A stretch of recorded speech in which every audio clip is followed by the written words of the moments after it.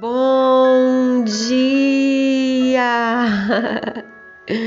Mais um dia já amanheceu, mais um dia chegou.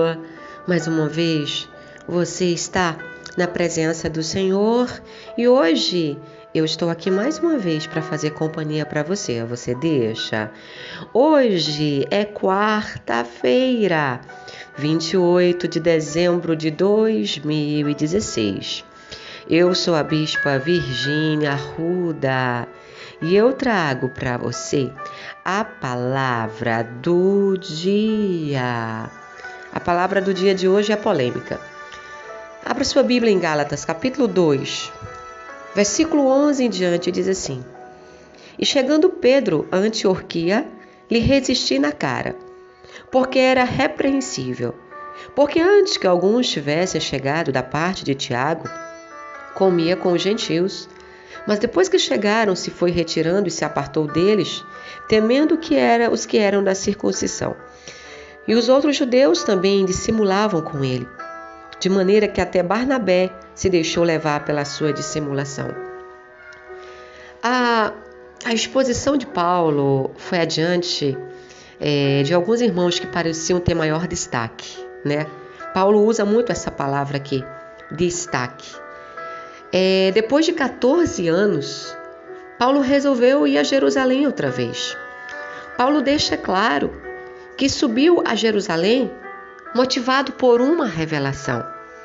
O apóstolo Paulo aproveitou a oportunidade e fez uma exposição do evangelho que ele pregava aos gentios. A exposição foi direcionada àqueles que eram estimados pela igreja de Jerusalém. Ele expôs o evangelho que estava sendo pregado aos gentios com o intuito de verificar se não havia nenhuma increpância entre o evangelho que estava anunciando, comparando com o evangelho exposto pelos outros discípulos. Mas seria possível os mesmos discípulos de Jesus estarem pregando o evangelho diferente? Paulo não queria correr em vão. Estava disposto até mesmo a corrigir qualquer desvio ou discrepância quanto a que ele estava pregoando aos gentios. E esta exposição ou verificação foi realizada durante o concílio de Jerusalém. A atitude daqueles que ouviram a exposição do evangelho apregoado pelos gentios demonstrou que o anunciado por Paulo estava na conformidade com o evangelho pregado por Jesus. Mas havia outras pessoas pregando o evangelho diferente. Ao interpretar as cartas de Paulo, o leitor deve ter em mente que várias vezes ele quebra a sequência da narração principal, faz uma pequena abordagem em um aspecto secundário a esclarecer, e em seguida ele volta a discorrer sobre o tema central. Exemplos típicos da quebra da narração encontra-se neste capítulo. O verso 2 deste capítulo é uma continuação da narração histórica das viagens que Paulo realizou, sendo que o verso 3 foi inserido somente para demonstrar que o evangelho, por ele anunciado, foi confirmado por outros apóstolos. A Bíblia diz que Paulo estava pregando e chegou Pedro. Mas a chegada de Pedro à Antioquia deveria fazer o quê? Confirmar o evangelho pregado por Paulo. Entretanto, o comportamento de Pedro não o conduzia com a verdade do evangelho. Como o comportamento de Pedro poderia influenciar o evangelho de Cristo, por ele ser uma das colunas da igreja? Paulo não se conteve. Paulo resistiu, ou seja, chamou a atenção dele e o repreendeu, sabe? Hoje, muitas pessoas não aceitam mais ser repreendidas. Antigamente o evangelho era ensinado ao pé da letra, as pessoas viviam debaixo da lei e as pessoas tinham prazer em viver isso. Mas hoje se prega a palavra e as pessoas querem viver do jeito delas. Hoje, as mesmas pessoas que pregam o amor são as que distratam. As mesmas pessoas que pregam a união são as mesmas que criam a desunião. Como o comportamento de Pedro poderia alterar na igreja? Paulo levantou-se contra uma atitude dele, mesmo ele sendo uma das colunas da igreja. Seu comportamento, embora fosse normal para ele, podia pôr em risco a essência do evangelho. Para Pedro, tudo estava normal. Para as pessoas que pregam o evangelho errado, tudo está normal. Ela sempre está certa. É sempre os outros que estão errados. Mas Paulo se posicionou contra a atitude que poderia trazer o entrave ao evangelho. E não contra a pessoa de Pedro. Em momento algum, houve disputa ou disposição. O que Paulo fez foi ensinar para que Pedro aprendesse que ele estava vivendo da maneira errada. O versículo 12 diz: porque antes que alguns tivessem chegado da parte de Tiago, comia com os gentios, Pedro. Mas depois que chegaram, ele se foi retirando e se apartou deles, temendo os que eram da circuncisão. Aqui está o motivo da repreensão de Paulo a Pedro. Pedro estava comendo com os gentios e quando percebeu que Tiago chegou com os outros irmãos, ele não queria que Tiago visse, porque esses eram irmãos da circuncisão. Um sentimento de temor tomou parte do coração de Pedro, como fez se apartar dos gentios para se acomodar juntos da circuncisão. De maneira explícita, Pedro se retirou do meio dos cristãos. Como tem gente no meio do evangelho que aparenta ser uma coisa que não é. Ou está no meio das pessoas apenas por uma disputa, um lugar, uma posição, mas na verdade não são nada daquilo. Mas ainda nos dias de hoje existem Paulos que estão dispostos a repreender essas pessoas, a chegarem a dizer: você está errado, não é assim que funciona o evangelho.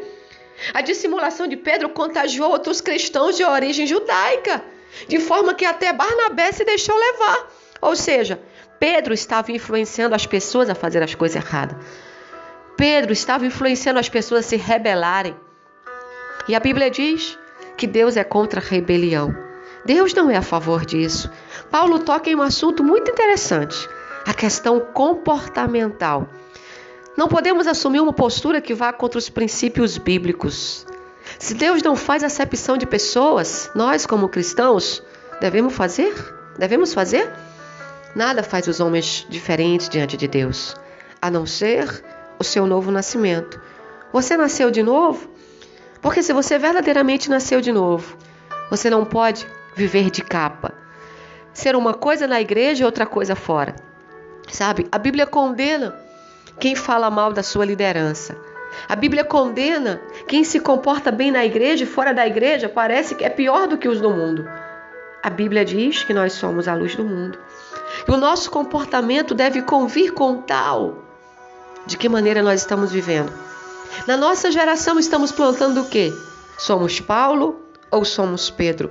O interessante é que o que tem de pessoas que não gostam de ser repreendidas, pessoas que nem sabem, nem querem aprender, pessoas que levam a repreensão como se fosse um insulto, como se fosse uma humilhação.